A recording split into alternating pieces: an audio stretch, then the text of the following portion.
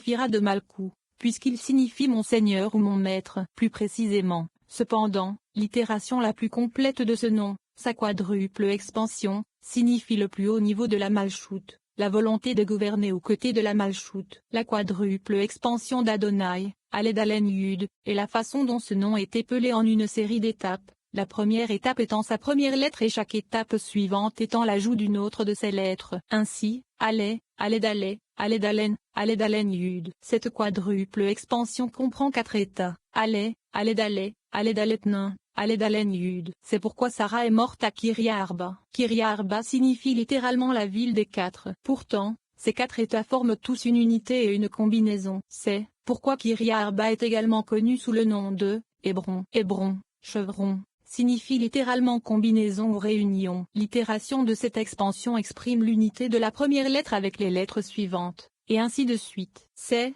un autre, raison pour laquelle Sarah a vécu 127 ans, en tant qu'expression de ce nom, Adonai, car ce nombre est égal à sa valeur numérique, c'est-à-dire celle de sa quadruple expansion. 126, plus le collèle 1, plus 1 plus 4, plus 1 plus 4 plus 50, plus 1 plus 4 plus 50 plus 10. Égale 126. Un petit nombre de lettres du rouleau de la Torah doivent être écrites soit plus grandes, soit plus petites que d'habitude, selon des traditions qui remontent au don de la Torah au mont Sinaï. Le mot pour pleurer sur elle à la fin du 2e verset, Ligvosa, Lamed Bai Shaf Tave, est écrit avec un petit chaf. La raison pour laquelle la lettre chaf, dans pleurer sur elle, Ligvosa, est écrite en petit et que, comme le disent nos sages, 3 jours pour les pleurs et 7 jours pour 2 l'éloge funèbre. Le petit chaf indique que, les jours pour pleurer sont moins nombreux que ceux alloués pour faire l'éloge. Les 7 jours de deuil sont donc divisés en 2 périodes. Pendant les 3 premiers jours, l'endeuillé doit à la fois pleurer et faire l'éloge de son parent perdu, tandis que pendant les 4 derniers jours,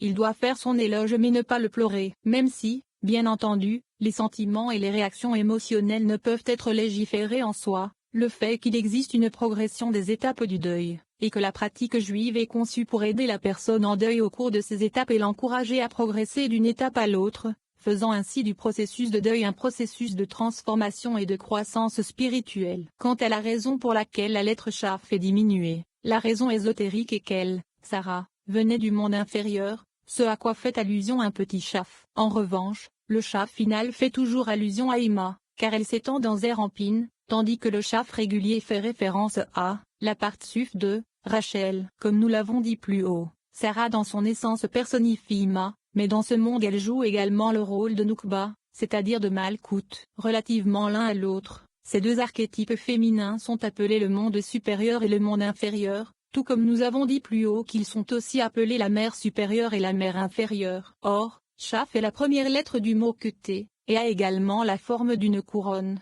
sur le côté. Il indique donc typiquement cette séphira. Comme nous l'avons dit plus haut, Ima et Noukba deviennent le côté des niveaux qui les suivent immédiatement et qui leur sont inférieurs. Tiferet de Zima devient le côté de Zerampin, et Noukba, dans son rôle d'origine des mondes suivants, sert de côté à ces mondes. Ainsi, les 2 mers sont également des couronnes. Les 2 formes de la lettre Chaf font allusion à ces 2 couronnes. La forme générale fait allusion à Malchou, tandis que la forme finale fait allusion à Ima. La différence entre ces 2 formes est que, dans la forme finale, la base inférieure, plate, a été pliée pour s'étendre en dessous de la ligne de base normative des lettres. Ainsi, en hébreu, les 2 formes du chaf des lettres sont souvent appelées le chaf courbé et le chaf étendu. Le chaf étendu, qui s'étend sous la ligne de base, signifie la descente d'un côté dans un domaine inférieur. Ici, cela fait référence à l'extension d'Ima dans Zerampin, que nous avons décrite un peu plus haut. En revanche, le chaf courbé fait référence à la Malchou, ou comme on l'appelle,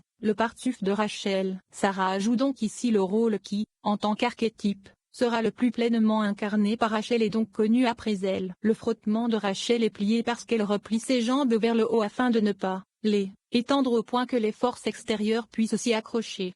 Si Noukba, ou Rachel, s'étendait vers le bas dans les royaumes inférieurs, en dessous d'Atsilut, aussi complètement qu'Ima le fait dans Zerampin, cela donnerait aux forces de séparation et de mal qui commencent à exister à ces niveaux trop d'occasions de tirer la force vitale sucée de cette révélation. De nos jours, pendant l'exil, lorsqu'elle est, à cause de nos péchés, en bas, le départ des justes de ce monde fait que leurs âmes le lèvent. C'est 3 le sens ésotérique du verset. et il rassemble à ses pieds dans le lit. La condition de l'exil est que la Malchou est prise dans les mondes inférieurs et empêchée de retourner chez elle en Absolute pour s'accoupler avec son mari, Zerampin. Spirituellement, cela signifie que nos moyens d'expression, pensée, parole et action, existent de manière non naturelle dans des contextes non saints et sont privés de la véritable inspiration sainte qui leur est propre. Cependant, la mort d'individus justes, qui achèvent leur mission dans ce monde, sert à élever et à sortir au moins partiellement la Malchou de cet exil. Lorsque Jacob eut fini de bénir et d'ordonner à ses fils sur son lit de mort,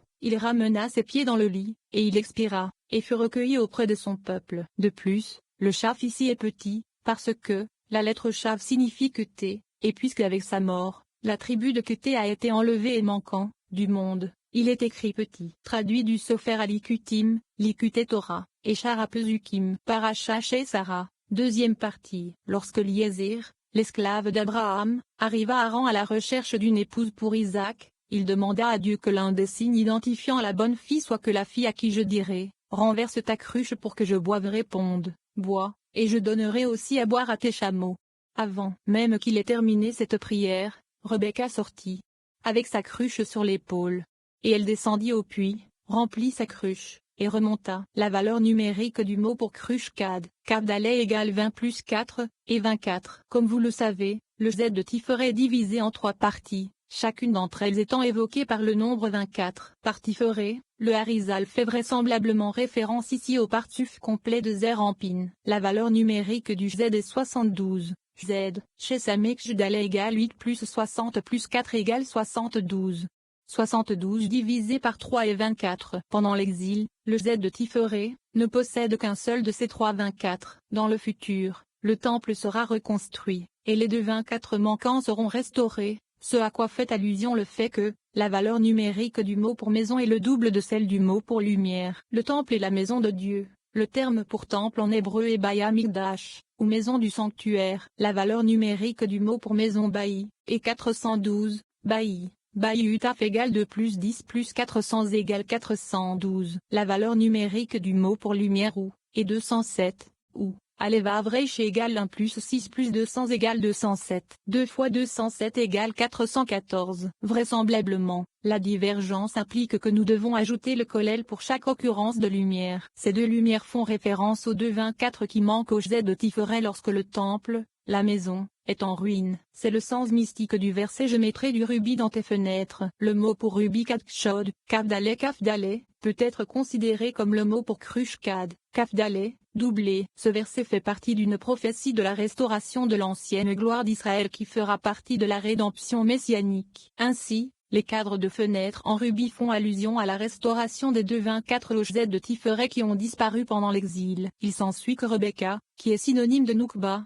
a une cruche, c'est-à-dire 24, à l'intérieur de sa tête et une autre cruche, c'est-à-dire 24, au-dessus de son épaule, qui est l'endroit où le Yesod de Ima se termine. Dans cette imagerie, Rebecca Noukba est considérée comme ramenant les 2 24 à l'âge Z de Tiferet, c'est-à-dire Zerampin, ce qui signale la fin de l'exil. Le texte de ce passage de la Torah, compris mystiquement, fait référence au moment de la rédemption, lorsque cette cruche, sur l'épaule de Noukba, descendra vers le Yesod Ima. Bien que Noukba doive monter pour atteindre le Yesod Ima, cette ascension est appelée descente parce que la lumière, d'Ima, descend vers elle. Noukba ne reçoit ces lumières que sous forme de lumière réfléchie, comme Genèse 24h14. Cela est mentionné, ailleurs. Comme nous l'avons mentionné précédemment, le Yesod Ima est la pulsion de l'intellect à s'actualiser. C'est donc le point où l'intellect se transforme en émotion, c'est-à-dire qu'il nourrit Zerampin et Noukba. Pour que Noukba, le partuf de l'expression, rajeunisse Zerampin,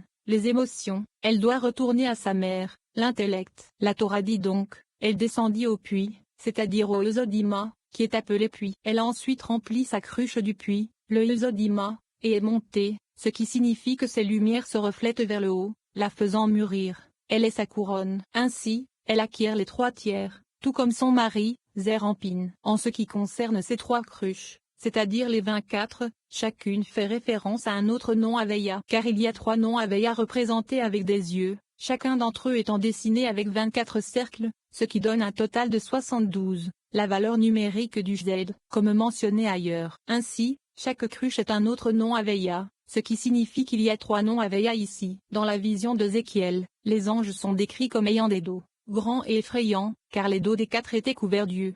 Dans le Zohar, ce verset est interprété comme faisant référence aux dos, c'est-à-dire aux traits séparés, utilisés pour écrire les 4 lettres du nom Havaya. Chaque trait est représenté comme étant formé par 3 yeux. Nous voyons ici que les 4 lettres du nom Havaya sont formées de 8 traits, chacun étant représenté comme ayant 3 yeux, ce qui donne un total de 24 yeux. Ainsi, bien que nous associons habituellement le nom de Havaya au nombre 26, sa valeur numérique, nous voyons ici que structurellement, il peut être associé au nombre 24. Ces 3 noms Havaya sont 3 nuances de l'énergie créatrice utilisée dans la restitution de la réalité décrite ici. La section suivante se réfère à l'histoire du prophète Élie et de son combat sur le mont Carmel avec les prophètes de Baal. Afin de démontrer la fausseté de cette idole, Élie rassembla le peuple et demanda au prophète de Baal de lui préparer une offrande, tandis que lui-même préparait une offrande à Dieu. Tout le monde était d'accord pour dire que si l'une des offrandes était dévorée par le feu, cela indiquerait que la divinité à laquelle elle était offerte était le vrai Dieu. Les prêtres de Baal ont beau essayer, ils ne parviennent pas à lui faire dévorer son offrande par le feu céleste. Lorsque ce fut le tour d'Élie, il fit d'abord verser des cruches d'eau sur l'autel,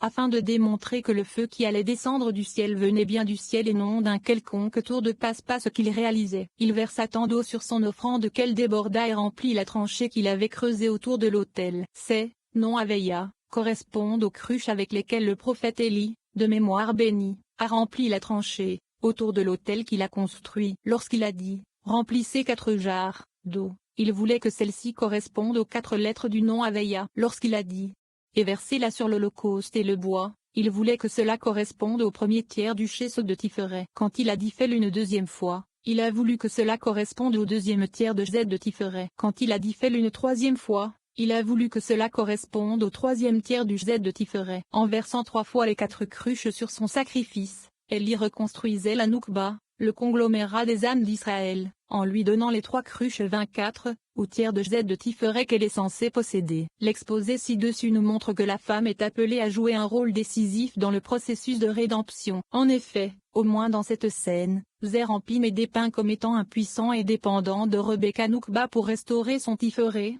ou cœur, brisé. Nous pouvons peut-être visualiser cela comme l'humeur blasée ou cynique qui affecte ceux qui ont trop souffert et sont épuisés par l'état d'exil. Ces personnes ont besoin d'un regain d'inspiration pour leur remonter le moral. C'est ce que fait, dans le scénario actuel, Noukba, l'épouse, qui, face à un mari languissant, sans inspiration, dont la joie de vivre a été sapée, retourne vers sa sage mère pour y puiser l'inspiration et la direction à suivre pour le ranimer. Par ailleurs, un individu peut essayer de se rajeunir, de réparer son cœur brisé, en réinvestissant son action, son moyen d'expression, avec une nouvelle compréhension intellectuelle. Ce faisant, il permet à son expression d'influencer son émotion, aux médias de faire le message, pour ainsi dire. Dans un cas comme dans l'autre, une fois que la femme a réussi à ranimer son mari, elle lui redonne sa vigueur initiale et le rachat peut avoir lieu.